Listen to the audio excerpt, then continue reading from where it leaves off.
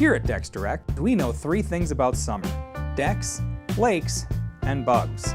Here's a quick guide on what light bulbs will and won't attract more bugs to your party.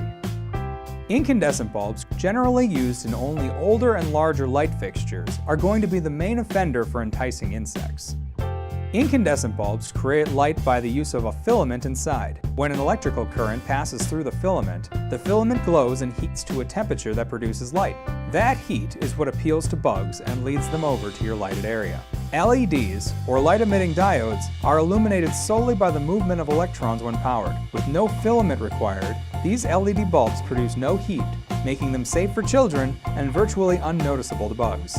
For a more absolute choice, a warm white LED light completely falls outside the range of light that bugs can perceive, ensuring no extra mosquitoes or moths come your way. LED options include both low voltage and solar power, and a huge amount of style options to fit your deck. For fewer insects and a smaller energy bill, choose LED deck lighting from DecksDirect.com. Hey, thanks for watching. My name is Jamie, and I'm part of the customer experience team here at Decks Direct. Feel free to call us with any questions about this video or any other deck questions you might have.